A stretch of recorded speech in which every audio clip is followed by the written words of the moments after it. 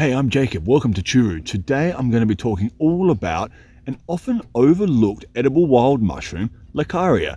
These are either Laccaria Fraterna or Laccaria Laccata. Both are completely edible, both look almost exactly the same, but they are kind of hard to tell the difference. Fraterna grows more in natives, and because we're in a pine forest, that leads me to believe that these are Laccaria. Apparently, the only real way to tell the difference is on a microscopic level by microscopic spore prints or spore analysis. At a macroscopic level, they look almost exactly the same. But either way, they're both completely edible. They taste almost exactly the same. They smell the same. You wouldn't even know. So today we're talking about Laccaria.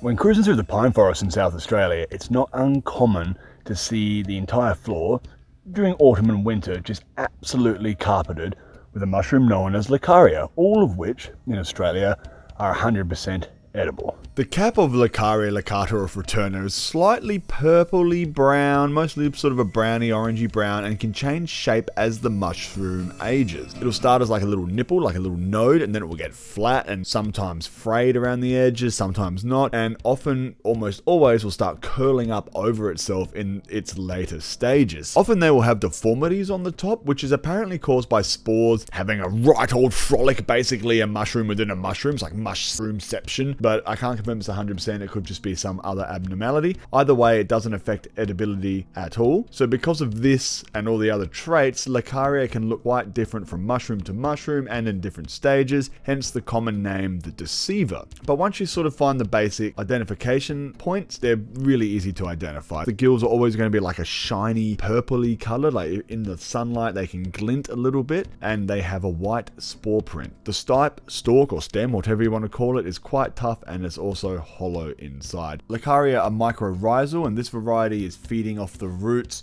of the pine trees in this forest that we're in, but also it's giving back to the pine trees. It's symbiosis, baby. So Laccaria are pretty ordinary in flavor. There's nothing really to write home about, but they are completely nutritious. You know, it's still a mushroom, it's still delicious. They're just not as, famous for their flavor as, say, a porcini or a pine mushroom, but they're great for bulking out soups and stews because they're quite tough. They hold up well. You can just bulk out any meal with them, throw them in a lasagna, throw them in some spaghetti, throw them in some soup. It's a great way to get an abundance of nutrition. And like I said, they are everywhere here in the Adelaide Hills. I could spend all day out here and not even make a dent. Oh boy, looks like the witches are at it again. We're in the middle of nowhere. No, it's just a kangaroo. Probably died of natural causes. Ooh, mama. This is the Laccaria Motherlode. The thing is, no matter where you go, you're going to get thousands of these. Like, this is just one of many patches in these woods. Hey, so just remember, if you're not 100% sure what it is that you are picking, don't eat them. This video is a guide. Like I say in all of these foraging videos, it's always best to go out with someone who's experienced, somebody who knows what they're looking at, so you can get your hands on up close and personal, and they can confirm or deny an edible mushroom. I think I'm fucking lost.